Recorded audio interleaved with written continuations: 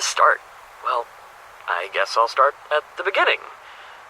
My name is Kocho Shiona, and I've just been chosen to be the headmaster of Academy High School. To be honest, I'm not sure if I really believe this is happening. I keep pinching myself to make sure I'm not dreaming. I mean, the entire nation has been talking about this school for months. The idea of an elite high school that only opens its doors to the most intelligent students in Japan?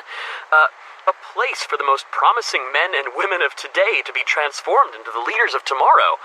A school built for the sole purpose of being the most prestigious learning institute in the country. It's an ambitious undertaking, to say the least. But the thing that shocks everyone the most is that the school is being bankrolled by Psycho Corp.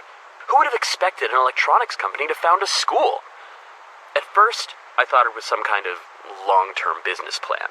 Maybe they wanted to build a place to gather the best and brightest students of Japan and train them to be their next generation of employees. But it turns out that I was wrong. Really wrong. And I got to hear the truth straight from Mr. Psycho himself. That's right. I just met the Psycho in person. I'm still shaking. It was like getting to meet Leonardo da Vinci or Thomas Edison. I've lost count of how many things he's invented or improved. I don't think there's a single product in my home that doesn't have the Psycho logo on it. A man whose ideas and inventions changed the world. People like that are only born once a century. Anyway, the reason he built this school, it blew my mind. It's not something he's ever mentioned in public, but he didn't tell me to keep it a secret either. So, here it is. It's his daughter. It's all for his daughter. He cherishes her more than life itself, even more than his multi-billion-dollar corporate empire. He wants to make her dreams come true, so he's building a high school customized to suit her exact tastes. The name of the school, the location where it's being constructed, even the exact layout of the building. Everything was chosen by his daughter. His mission is to make sure that the best years of her life happen at Academy High.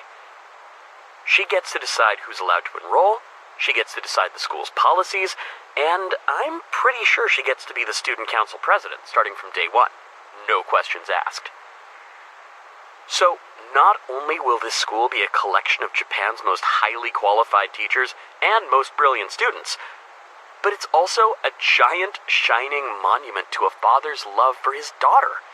It almost brings a tear to my eye. And I'm going to be the headmaster. I'm still surprised I actually had the courage to send in my application. I guess it's because the qualifications they were looking for seemed surprisingly low compared to the qualifications for every other position at the school. In fact, Mr. Psycho told me I was perfect for the job after just asking me a few questions. There's a part of me that wonders if his daughter just wants the school's headmaster to have a certain appearance or a certain name or voice or something. I'm not really sure if I got the job because I qualify for it or because I meet some invisible criteria that I'm not aware of. I guess Mr. Psycho could tell I was nervous because he gave me a gift. This portable tape recorder. One of his inventions. He told me that it's therapeutic to record an audio journal when you're feeling overwhelmed. That's the whole reason I'm recording this right now. And I gotta say, it actually worked. I feel much better now. You know, this is kind of fun. It might turn into a habit. I can't stop thinking about the last thing he said before he left. He called me Headmaster Shiona. It'll be a while before I get used to hearing that.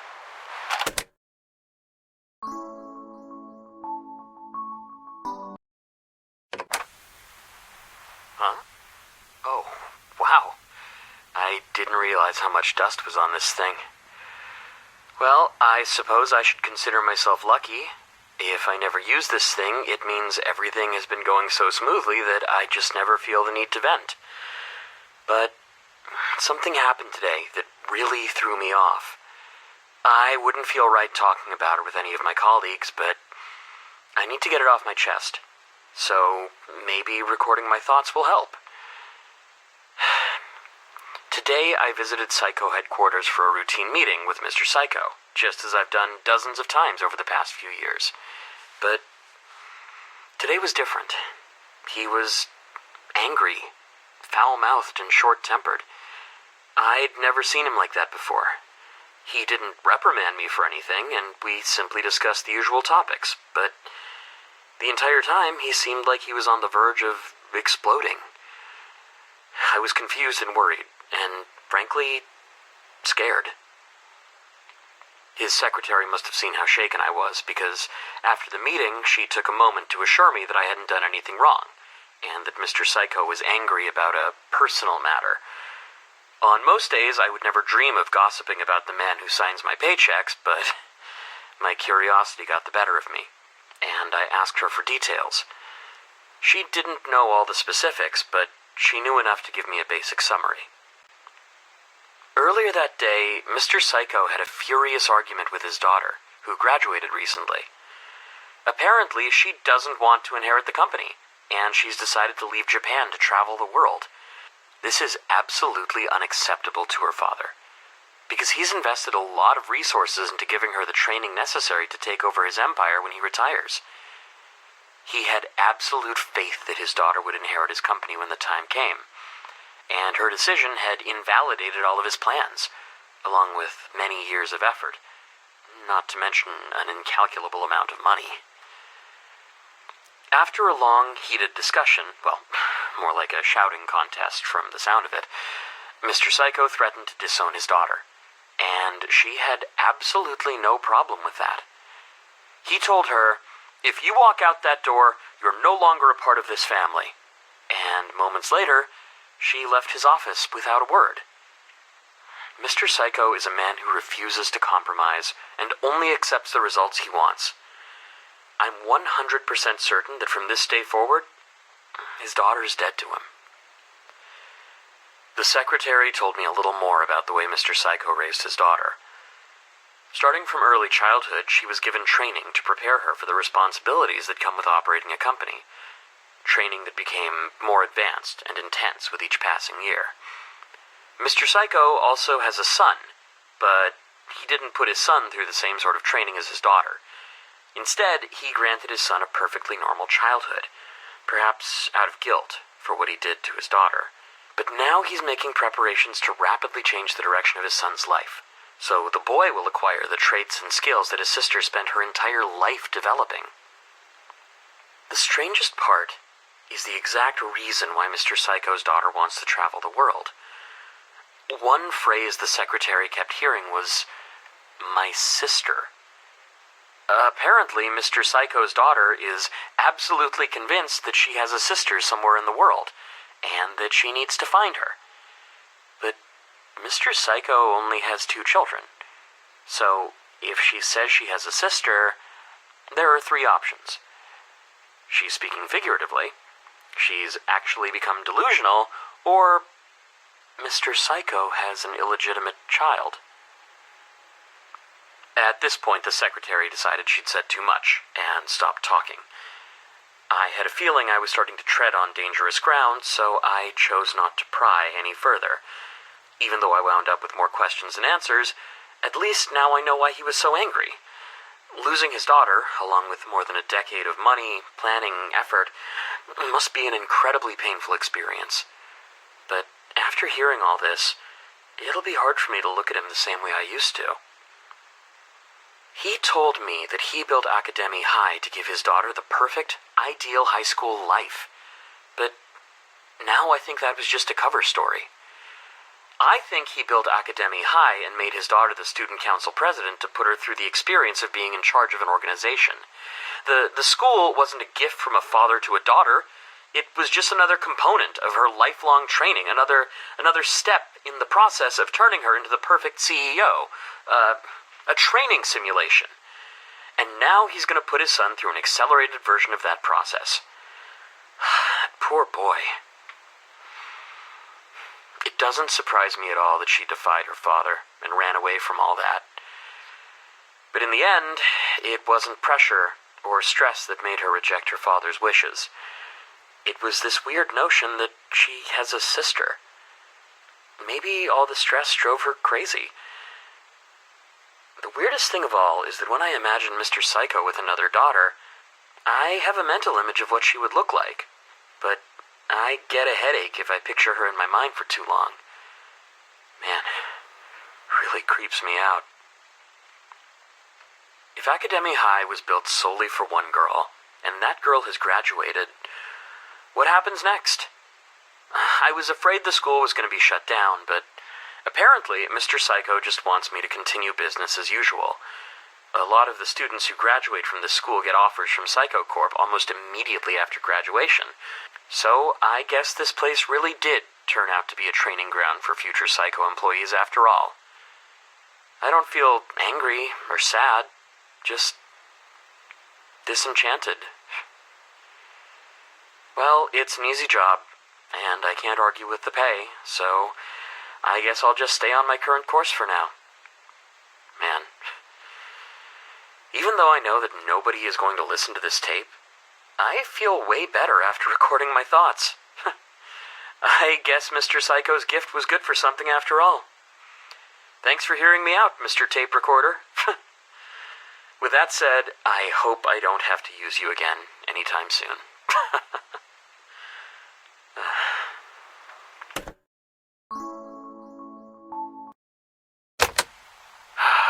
Wow. Can everything really collapse this easily? Cameras, interviews, police. I don't want this to be my life. The past few years were perfect. Why did this have to happen? It's not like it was my fault. Or was it?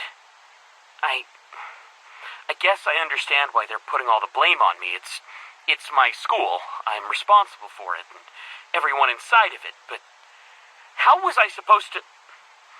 How could I have seen this coming? What could I have possibly done to have prevented this? A murderer. A killer. In my school. Those girls who disappeared. I don't want to admit it, but it fits. Those missing girls are probably dead. Dead. Was there anything I could have done? Could I have stopped this? Could I have saved them? If I was more vigilant, more strict with background checks. I mean, what am I supposed to do? Have metal detectors and security cameras in every hallway? Do a mental health check on every student every hour? How do you prepare for this? You can't. If someone is just crazy, just insane, then you're screwed. It's not your fault or anything. It happens because they're just this crazy, screwed up person. It's not your fault if this happens. It's not your fault. It's not my fault.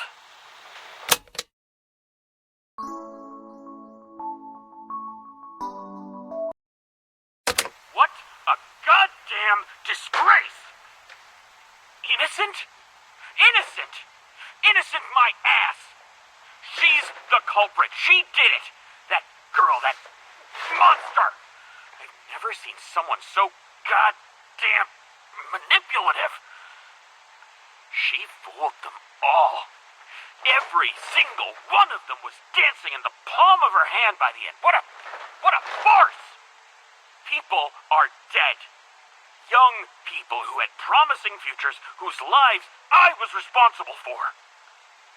She did it. She did it. She's the only one who could have. That blood is on her hands. And now she walks free. That conniving little... And I'm expected to let her back in the school. Stand on a stage and hand her a diploma? Mr. Mr. Psycho told me to let it go, but I can't. I can't let this go. She murdered people and got away with it. I can't believe... God damn, this is just... This was supposed to bring closure. This was supposed to close the chapter. This was... God damn her. God damn her.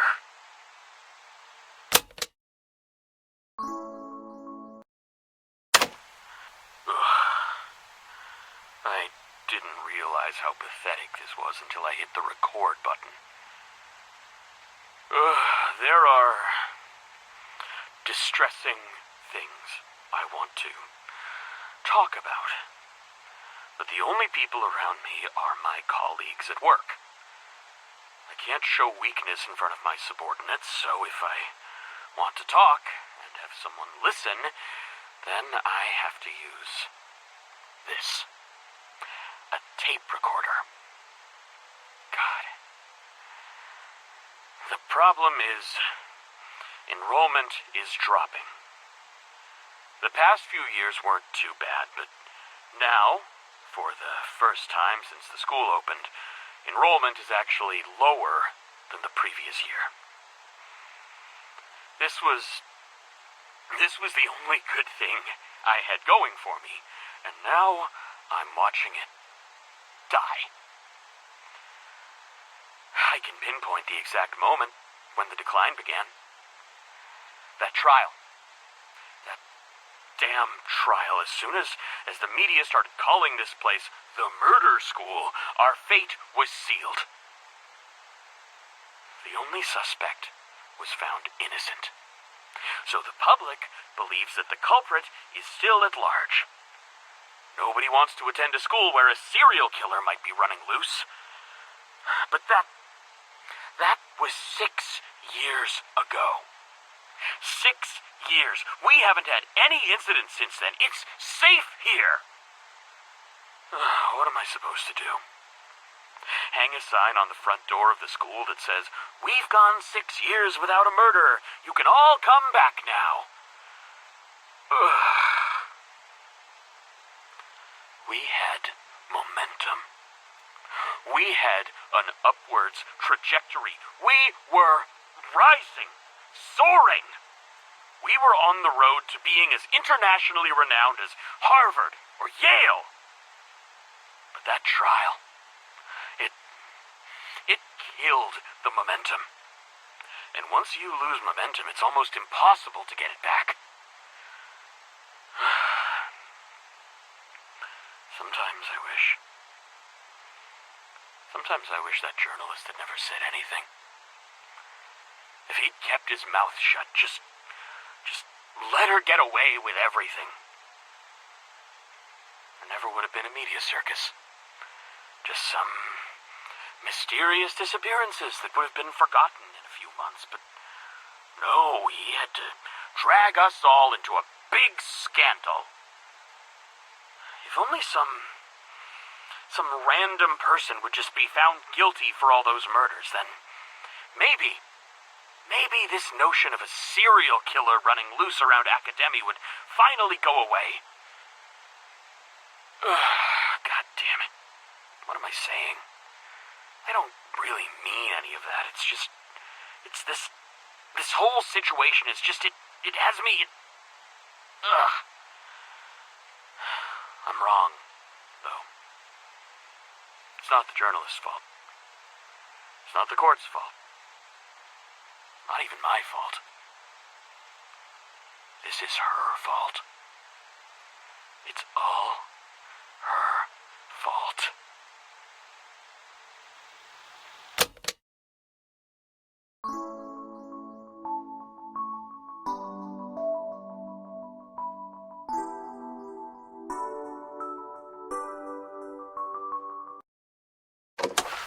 I saw her.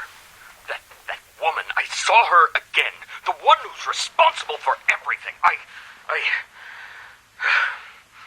Perhaps I'll start at the beginning.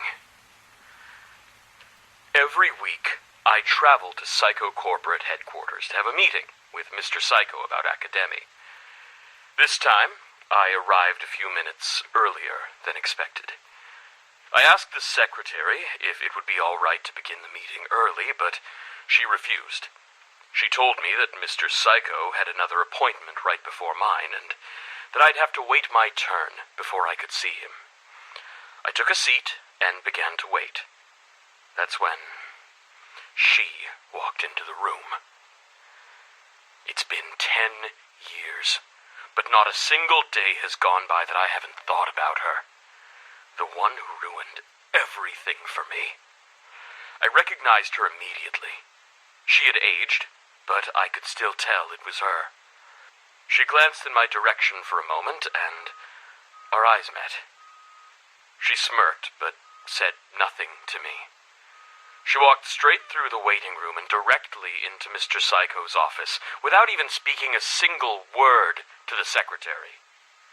At first, I was speechless. Then I jumped out of my seat and asked the secretary to identify that woman.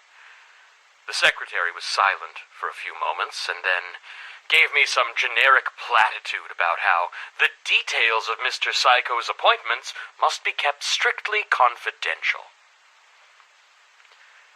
That didn't stop me from asking everything that came to mind.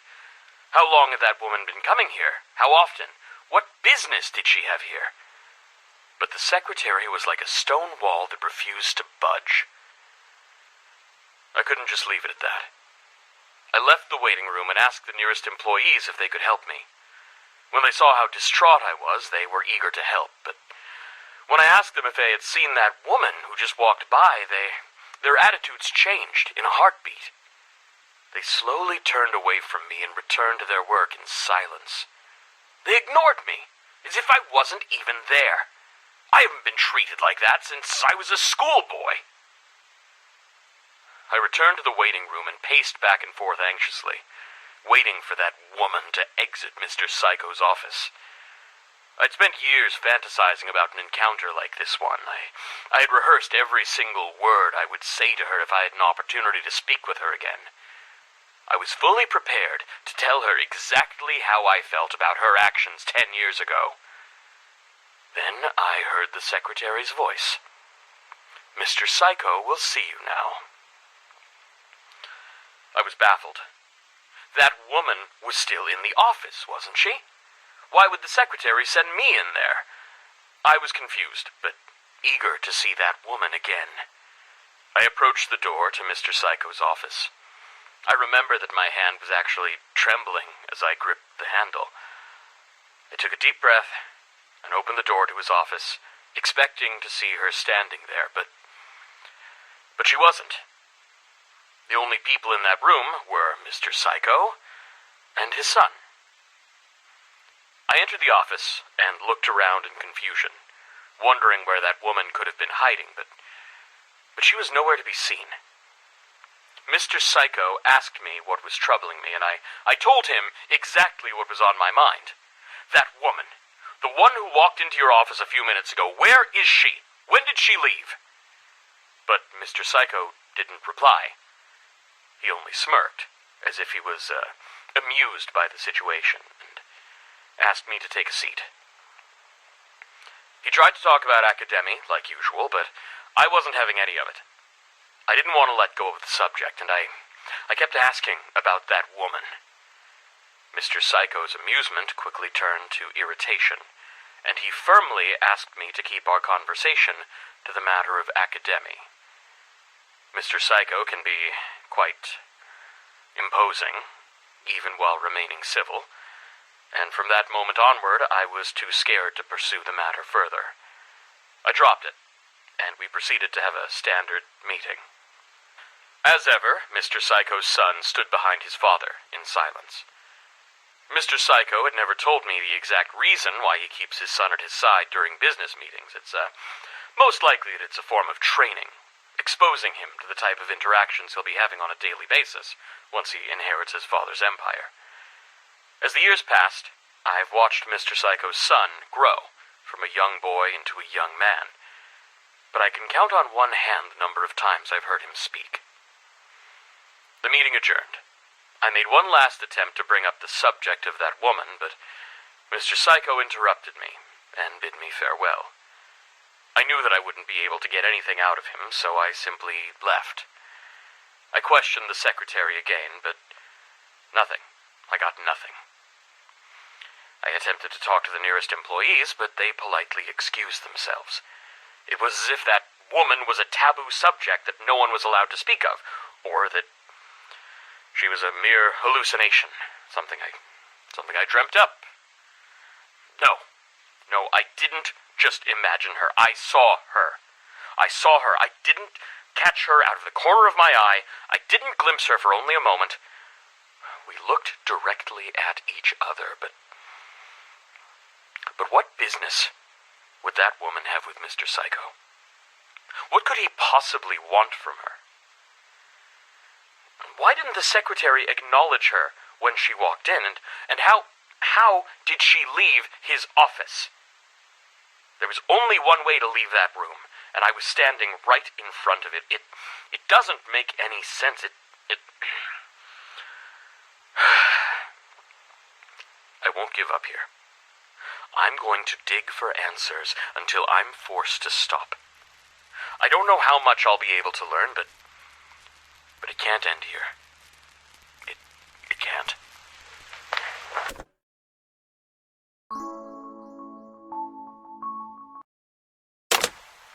15 years. That's how much time has passed. 15 years. 15 years watching it all spiral downward. Never managed to pull out of that nosedive. 15 years without closure. Without justice. What would my life been like if I'd never taken this job?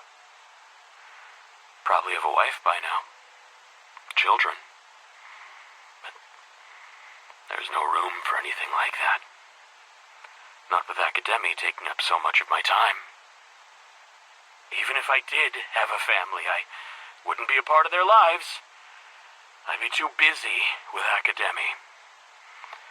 I'd make a terrible husband. A terrible father. I sacrificed the best years of my life for this school. And what did I get in return? Wrinkles and hair loss from all the stress. A big, fat gut. I don't even recognize the man in the mirror anymore. Sure, I've made money. But what use is money when I never have time to spend it? I don't even know what I'd use it for. I never have enough spare time to develop a hobby. Well, I suppose I do have one hobby. I asked myself, what good is being the headmaster of a school? What opportunities do I have that nobody else has? Only one thing came to mind. Something taboo. But once the idea's in my head, it was impossible to just stop thinking about it. Eventually, I just couldn't find a reason to resist the temptation. It's not like I have anything left to lose. It's not like my life could get any worse than it already is, so I gave it a try. And you know what? I don't even feel guilty about it. You see, filming someone does absolutely no harm to them. No harm whatsoever. It's not as though I post the videos online or anything like that. It has zero impact on their lives, so what's wrong with putting a few cameras around? At this point, I don't even care if I get caught. Actually, the risk of getting caught makes it a little more thrilling. And even if I did get in trouble, at least it would shake things up a bit. My life would finally change in some way. And for that reason alone, I would be happy. It's a win-win. I just wish I'd thought of this sooner.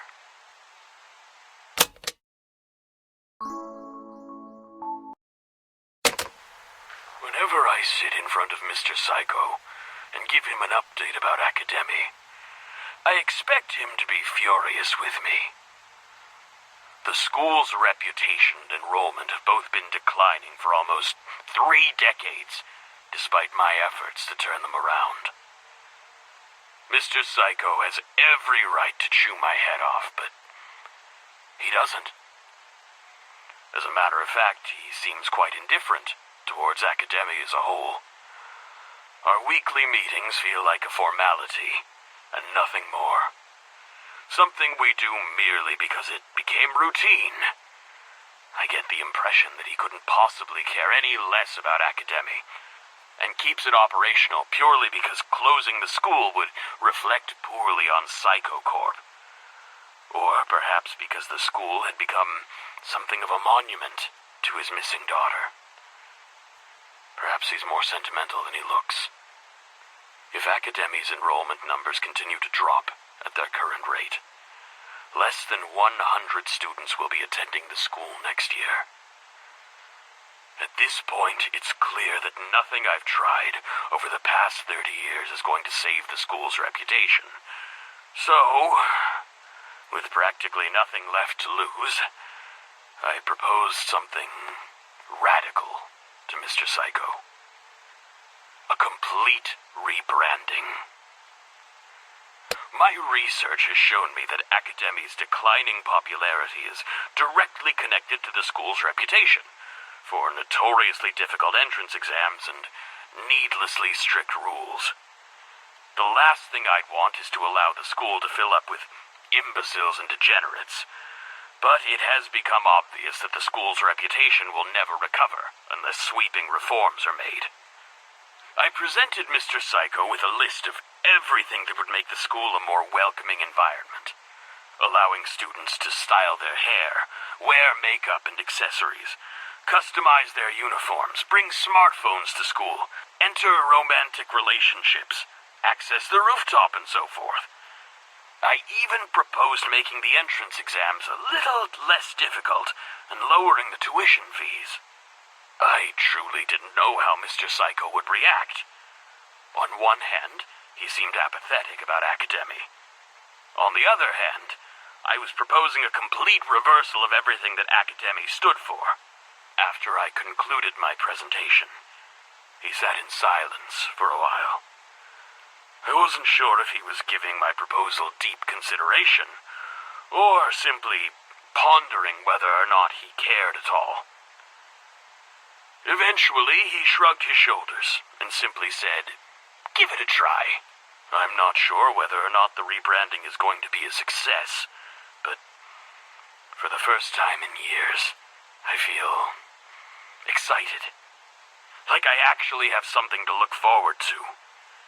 The tedium of the last few decades had become unbearable. And these big, drastic changes are exactly what I needed to break up the monotony. I'm eager to see what kind of crowd these reforms will bring in. Here's to a new chapter in the story of Academy.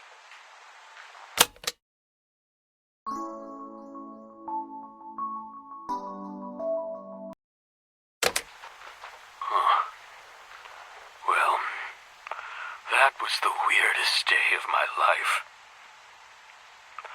In the past 30 years, I've had over 1,000 meetings with Mr. Psycho. When I walked into his office today for our weekly meeting, I could immediately tell that something was very wrong. Everything about him, posture, expression, demeanor, was completely different. He was slouching low in his chair, staring blankly at a wall. Didn't even bother to greet me as I walked in. More importantly, his son, who had been present for every one of our meetings over the past 3 decades, was not there. I asked, "Will your son be joining us today?" To which he simply replied, "There is no reason for that anymore." As I took my seat, I asked him if anything was wrong. He didn't reply.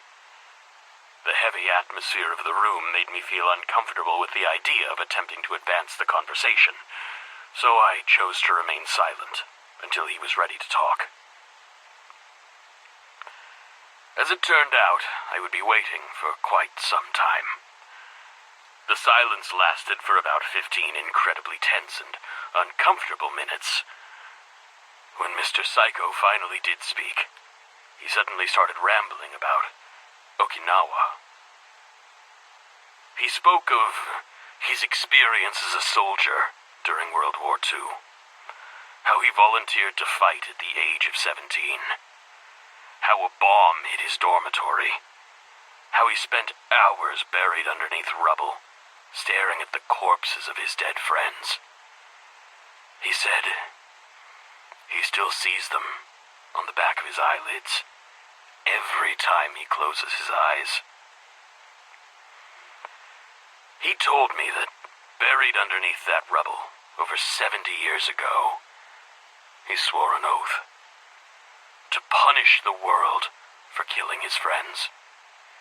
He swore to revive Japanese nationalism and expand the Japanese empire until it covered the entire globe. That's why he started his company. That's why he spent his life building the greatest conglomerate the world has ever known. That's why he toiled for over half a century until he had become the richest man on Earth. It was all for the sake of building up enough power and influence to instigate a war. A war that he would throw all of his money and resources into until he had achieved the complete annihilation of every country that fought against Japan in World War II. But something happened that he didn't expect. Globalization spread Japanese culture across the face of the planet. Japan's former enemies now enjoy friendly relations with Japan. They eat Japanese food, watch Japanese animations, play Japanese video games. The process was sped up by his own inventions and innovations. There's a Psycho product in every home. He can't find the motivation to go to war anymore, knowing that he'd be blowing up his own loyal customers. He dedicated his entire life to setting the stage for a blood-soaked military victory. But in the process, he inadvertently achieved a slow, pacifistic cultural victory. By now, almost everyone who pulled a trigger or launched a bomb during World War II was dead or elderly, so revenge had lost all meaning. Instead of feeling pride for accomplishing more than any other man in history, he just felt like he had failed his dead friends. After his long, rambling speech came to an end, he returned to staring blankly at the wall. I'm not sure why he confided all that information in me. I don't think it's because he considered me a friend. It's more likely that he thought of me, well, the same way I think of this tape recorder. Just a stupid object where you can store your thoughts without consequence. After some more silence, he eventually spoke up again.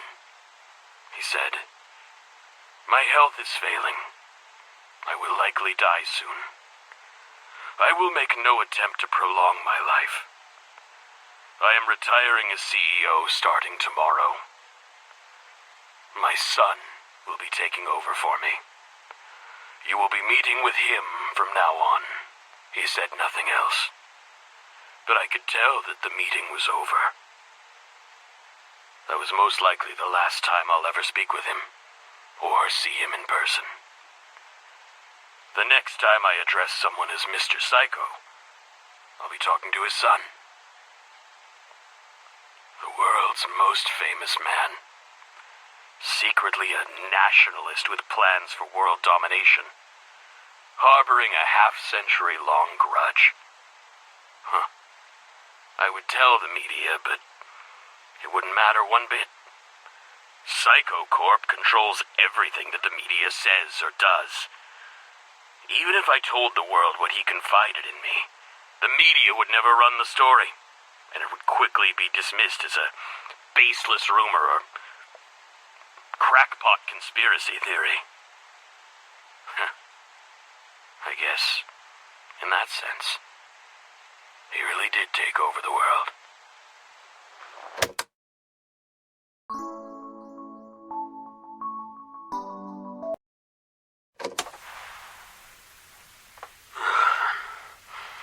Out of all the different ways it could have turned out, I never imagined it like this.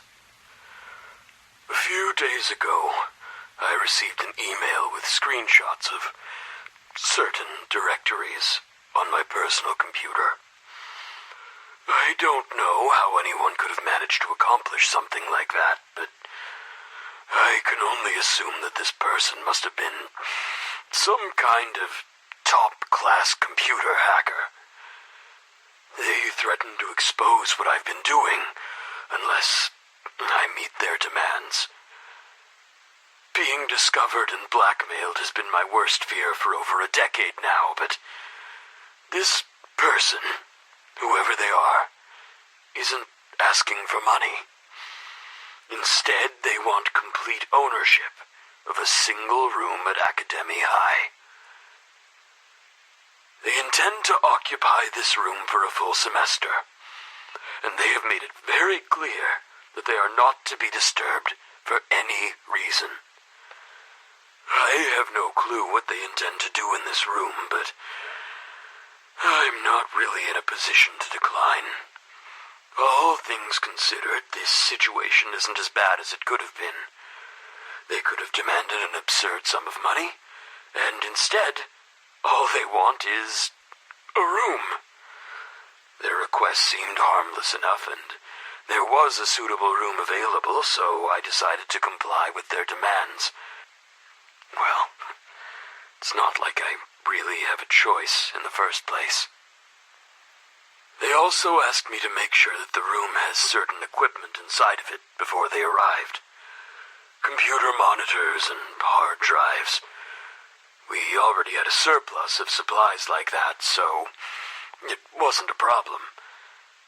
The tricky part was convincing the rest of the faculty not to enter a specific room for any reason, and not to question it either. I spent a long time mulling it over and eventually came up with a cover story that seemed convincing enough to believe. To be perfectly honest, I'm a little proud of it. I told the faculty that a special needs student with extreme agoraphobia wishes to attend Academy High. Because of their intense social anxiety, they will remain secluded in one of the school's rooms, and are not to be disturbed, because it would trigger a panic attack.